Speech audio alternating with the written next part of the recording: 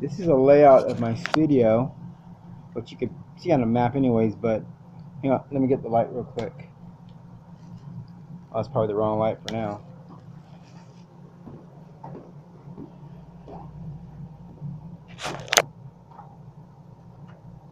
But soon, I'm sure. Because, I'm getting tired of this. I'm telling you about this. This is what happened on April 18th. Okay, 1 o'clock in the morning. I was about to go to sleep. This is my studio. Okay, let's see that. So I live here in the studio. This is the driveway. Goes to the street, and the steps that lead up to my studio. Well, those are the steps. There's a porch, and there's the steps that go down. I saw a shadow going down my steps in this area right here through the window. 2 X's. It's me and my brother. Okay, we were there together in the studio. Now, this is the layout of the studio. This is the driveway. These are the steps that lead up. That's a front little shed thing that goes into the garage. Garage is below me. I'm on the second floor. 2 X's is me and my brother. And the green is the bushes that surround the studio. And that's my neighbor's house. She lives by herself, an elderly lady. Those are the bushes. That's her backyard. That's the beginning of it. It's huge. But when I saw the shadow, opened up the window over here, because that's where I was at on this side, and I could hear someone, I thought right here on the side of the studio, creeping around. I can't open this window up. It's has all these material blocking it, the window here, because I have a green screen. I have other blankets and stuff to keep it dark, and that window's just all shut. But anyways, I opened the window in the front, and I heard someone on the side right here creeping around, which it sounded like they were like about right here, right below my window, but a little bit to the side of the studio. So I could look out. I can only see this way. I couldn't see the side. See? And after I called the police and they came out, the first cops came up to my door. I came down to about here, and they came over here, and they walked to the side of the studio, and they shined the light in this area right here. Okay? They shined the light in this area here. Okay? Then the second cops came out, argued with me the whole entire time. They came into the fence. I had to beg them. We stood here, and I begged them to shine the light in back of the studio. All there. All that. When the cops made a smart-ass gesture and said, "Oh, you want us to climb the fence and go into your neighbor's yard and look?" And I said, "No, I just want you looking back," which is right here. This fence is a little harder to climb, okay? They have dogs. If these people are not in it, it's harder to get past their yard. They have dogs and nice, huge fences and everything. A lot of light, a lot of light over there.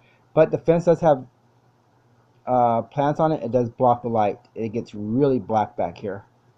All this part is black. Okay, are you catching me? All this part is dark. So we're standing here arguing, me and two of the cops. They're just telling me, I'm full of it, I'm lying, go back upstairs or they're going to arrest me if I call them again.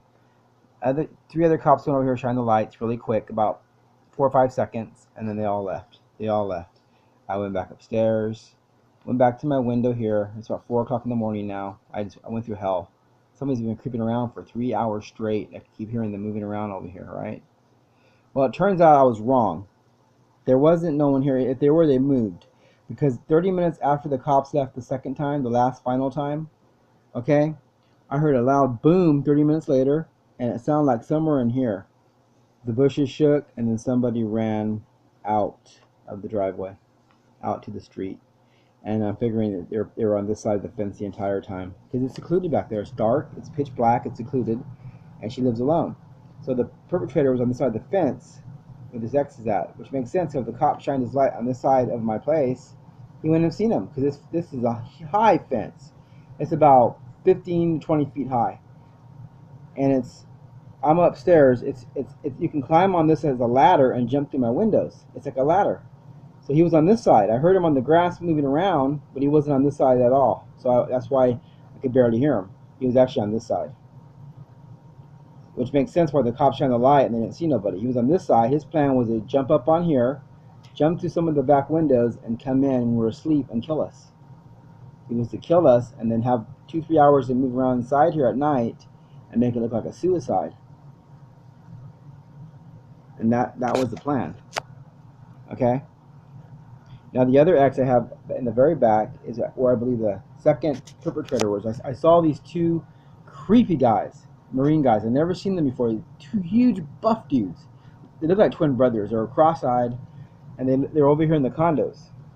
See, if you look at the yard where I'm at, okay, this is the backyard. It's the house in front of me. My landlord, my aunt. She's a retired school principal. Okay, she worked for the schools all her life. She retired as a principal. And that's where I'm at. Studio, stairs, then my aunt's house is in front. And this is her backyard. It's grass, you know. It's dark back there though. Well, over here, if you look, is the condos. I'm gonna show you the condos. See, there's my place. Okay, I'm in the back. My aunt's place. The bushes, the perpetrator was there. The other one was there in the very back. One perpetrator there, one perpetrator in the back. And then here's the condos. They're huge. They're way bigger than that. And they're right next door to me like this. And they have all this technology stuff. And I'm in this little tiny little like jail cell. I'm almost like a rat in a cage. And they're just doing all this testing and shit on me. See? You see how I'm the victim? See how they have all the money and the technology from the government? All the tax money is going here, and I'm a civilian.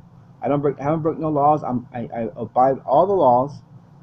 Okay, I've been living here for almost 30 years, and I mind my own. I'm a hermit. I have very few friends, but they're very good friends. You know, CPS worker, a retired school teacher, a lady that works with horses. I mean, these are all like just regular people that don't do drugs, that are law-abiding, and they're really good friends.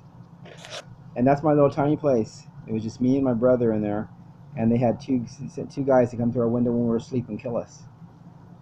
And that's the side of the house right there. Those bushes right there, that's what separates me from this yard here, and that's where they hid. Very clever. If anyone came out, they wouldn't be spotted because they're behind the bushes. And all they gotta do is jump on top of the bushes, climb up like a ladder, and then dive through the window. Boom, they're inside. By the time we realize what's happening, we're mopped up.